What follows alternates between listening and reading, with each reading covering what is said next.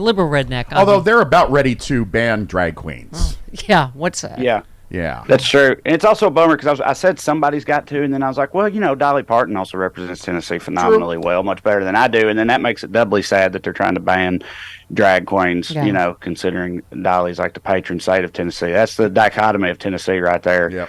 Particularly since the pride in Dolly Parton and banning drag queens at the same time. Yeah. Particularly since we've had a spate of toddlers either shooting someone else or getting shot, and they continue to want to ban drag queens and books instead of guns. It's just... Yeah. No, I know. The things that some people are mad about right now, considering like the actual problems that really exist, you know what I mean? But I think for like a lot of the people who are mad about that type of stuff, it's because they're sort of fueled by rage and wrathfulness and confusion and discontent and whatnot, and they don't really have very many like... Things are generally pretty good for them culturally in this country and have been for a long time. They don't have that much to truly be like irate about, so they have to like fabricate things like drag queens being groomers or trans people ruining women's athletics or whatever they're hollering about. Yeah, I mean stuff that it just seems like imaginary stuff. What kind of footwear the green M&M's wearing? It doesn't seem like it's issues that actually impact anyone's actual life. No, because that's what I'm saying, because I don't think they have... The only issues that actually impact their lives, for them to be mad about those, they'd have to direct their anger in the opposite direction. Do you know what I mean? Like all the stuff that, like all the anti-union stuff for getting rid of Social Security or raising the retirement age and all this like working man stuff that actually can and will affect their lives, they'd have to be mad at the other side for that, and that's not an option. So instead... They have to focus on Eminem pole dancing and stuff like that. She's a pole dancer? That whore. I was not apprised of that. It just seems like, if it's possible, we've gotten even more tribal. I mean, you can, like we were talking about Fox News viewers being immune to any like actual facts, whether it's about Fox News or not. Like, we were saying that the Chinese spy balloon, I mean, Biden handled that, I think, just about as perfectly as you could. They seem immune to the fact that Trump missed 3 of them entirely, right? I mean, it's just, no matter what the issue is, we were saying, of course, there was already a right-wing editorial about how it was bad that Biden went to Ukraine yesterday to stand. Right. I mean... it's like as soon as you establish that, like, you can't trust the media, right? The media is fundamentally...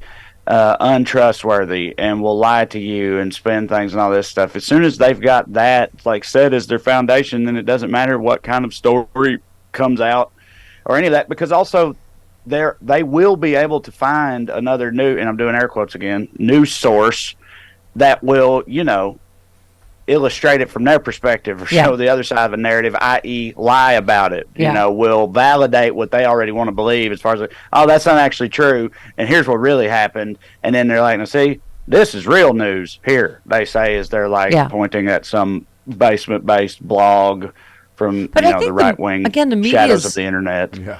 Yeah, I mean, I think the media is just of no help. I mean, when you look at the train derailment in Ohio, it's specifically because Trump repealed train safety, regulations. But in the right wing, no, it's because Pete Buttigieg is too gay and too woke and, I don't know, focusing too much on diversity hiring or something. I mean, there are just two sets of not even... Right, and... Yeah, go ahead. They also, with the train derailment, I saw a whole bunch of people on the right being like, everybody universally was agreeing like this was bad. This was a bad thing to have happened. So at least there was that. At least there was some level of unity on the subject. But like, this was a bad thing to have happened. But I saw a lot of right-wing commentators being like, where are all the climate activists now? And it's like, what is that even supposed? You really think that like tree huggers are pumped about this? Do you know what I mean? Like, they're like celebrating the fact that we've, poison nuked middle America or whatever. Like, they're not happy about this either, but that's the type of thing that, like,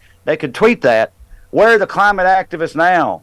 And then all the legions of people agree with them. Is like, that's exactly right. Where are they now? Even though the answer is like, they're also here and mad, but it doesn't matter. It's just, Yeah, exactly. Cycle of BS. Exactly. By the way, did I mention that your comedy special has premiered on Amazon starting yesterday, right? At three-part comedy special featuring you and your buddies. I just thought I should make sure people are. Yes, thank you. Yeah, well, yeah, you can.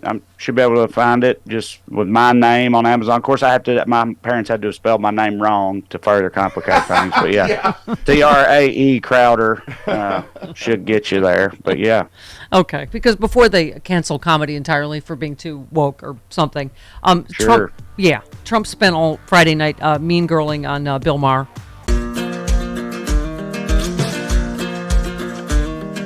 Hey all, Glenn Kirshner here. I hope you'll join me on my new audio podcast, Justice Matters. I'll be using my 30 years as a federal prosecutor and Army JAG to unpack, break down, and explain the legal issues of the day, particularly where the legal intersects with the political. Please look for Justice Matters with Glenn Kirshner wherever you generally get your podcasts.